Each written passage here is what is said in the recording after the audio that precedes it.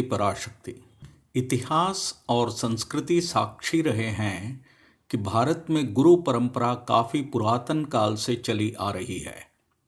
बालक के होश संभालने से लेकर गृहस्थ आश्रम के पहले तक के जीवन का एक बहुत बड़ा भाग गुरुकुल में निकल जाता था।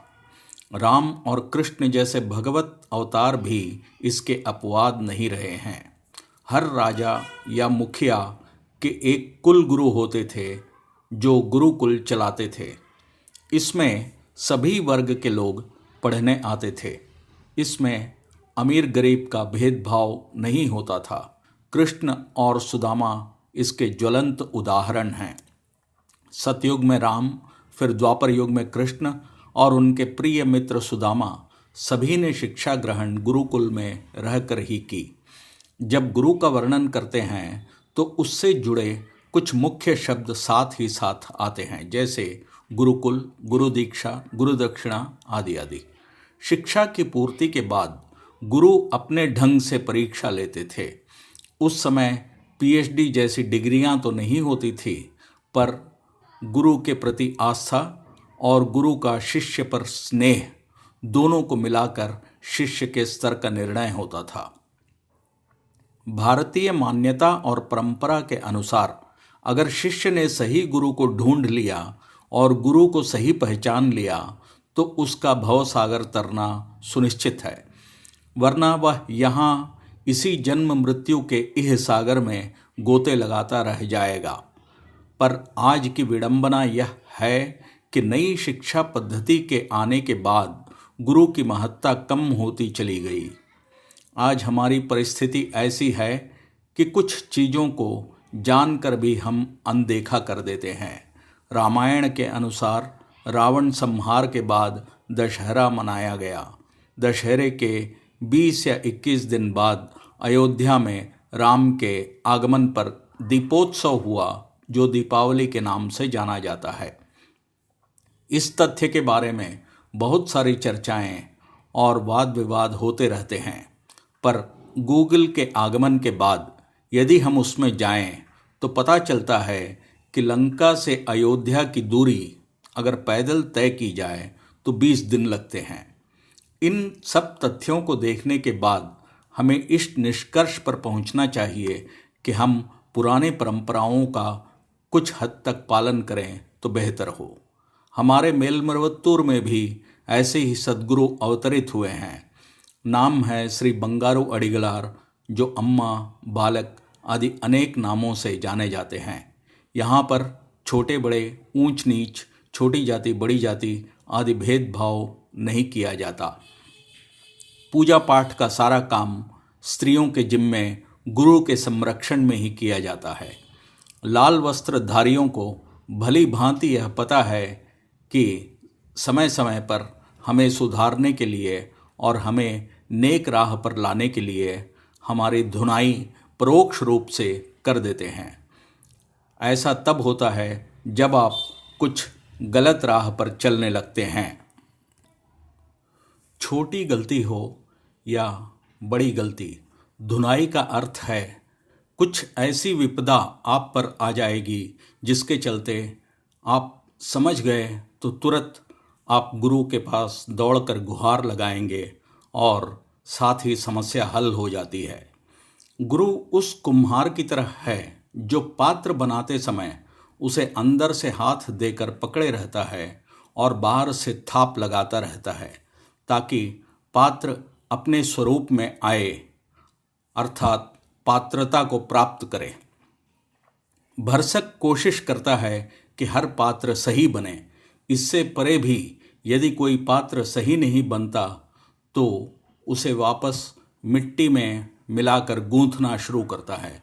उसी प्रकार हमारे गुरु श्री बंगारू अडिगलार भी पहले अपने आलिंगन में लेते हैं और फिर पीटते हैं, ताकि हम समय रहते सुधर जाएं।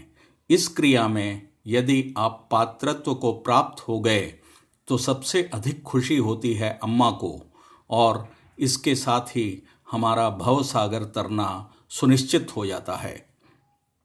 गुरु बंगारू में गुरु के सारे गुण मौजूद हैं जो अनुभव ही किया जा सकता है। इसी कारण से हम लाल वस्त्रधारियों का गुरुत्वाकर्षण का केंद्र बने हुए हैं। दीक्षा के बाद आती है दक्षिणा।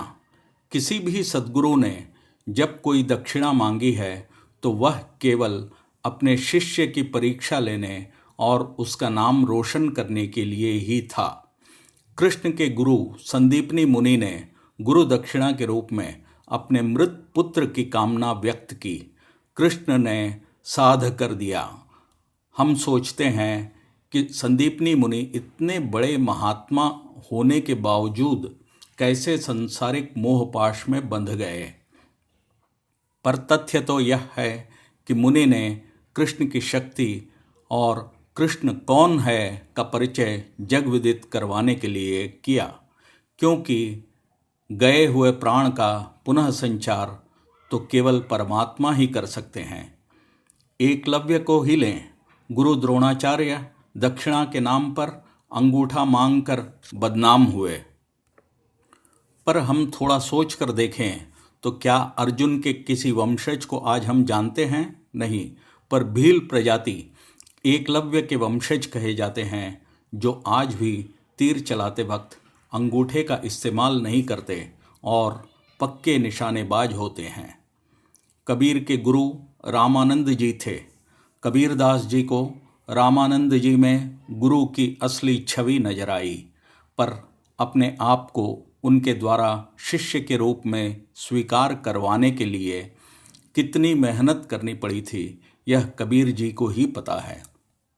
तभी तो उन्होंने कहा था, यह तन विष की बेलरी गुरु अमृत की खान, शीस दिए जो गुरु मिले तो भी सस्ता जान।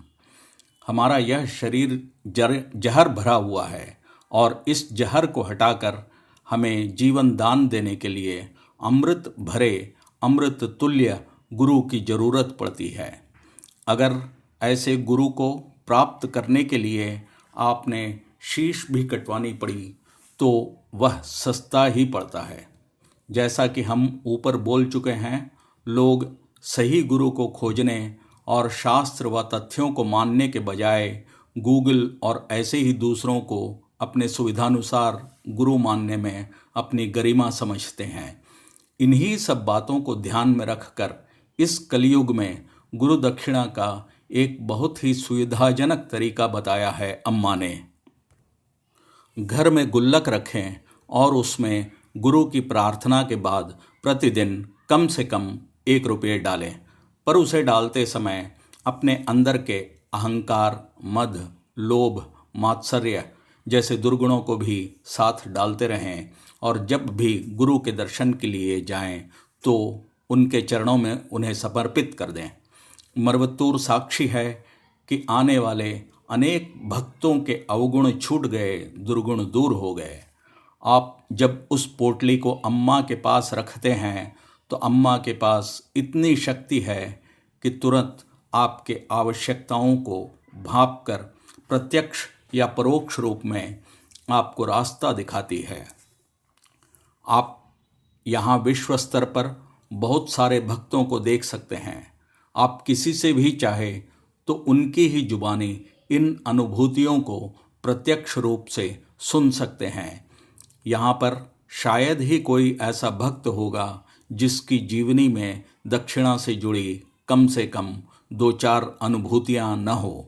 बहुत सारे लोग दक्षिणा लेकर जब भी मौका मिलता है मरवत्तूर की तरफ चल पड़ते हैं और अम्मा का दर्शन कराते हैं, पर अधिकांश लोग विश्व के बहुत सारे भागों से यहाँ पर 3 मार्च को जमा होते हैं, जो अम्मा का जन्मदिन के रूप में मनाया जाता है। उस दिन सुदूर प्रदेशों से और आसपास के बहुत सारे गांवों से लोग आते हैं और 10 से 12 पंक्तियों में लगातार चलते हुए शाम तक ताता बंधे रखते हैं। हम ऐसे बहुत सारे लोग जब मंदिर में जाते हैं तब हम दान से पहले अपना पर्स खोलकर छोटा सा नोट खोजते हैं, पर आप यहाँ उस भीड़ में देखें तो आने वाले बहुत सारे गरीब महिलाएं जो देखने पर गांव की ही नज़र आती है, तो अम्मा को देखते ही भाव विभोर होकर सारे के सारे पोटली उड़ेल देती है। हमें कभी कभी यह सोचने पर भी मजबूर हो जाना पड़ता है कि वह वापस जाने के लिए अपने पास कुछ पैसे बचा कर रखे हैं या नहीं, पर इसके साथ ही हम यह सोचने पर भी मजबूर हो जाते हैं कि इस मरवत्तूर में बैठे बंगारू अम्मा में इतनी असीम शक्ति न होती तो इतनी सारी भीड़ शीश नवाने के लिए कैसे हर दिन और खासकर उत्सव के दिनों में आ जाती है।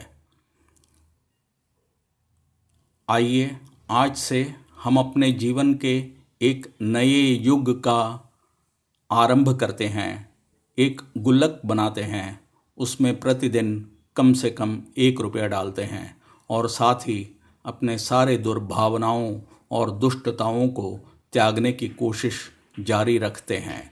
जब भी मौका मिले या जब भी अम्मा की कृपा हो तो आप अपने आप स्वतः अम्मा के पास पहुंच जाएंगे और अम्मा के कृपा कटाक्ष से आपका यह लोक और परलोक दोनों सुधर जाएगा। ओम शक्ति पराशक्ति।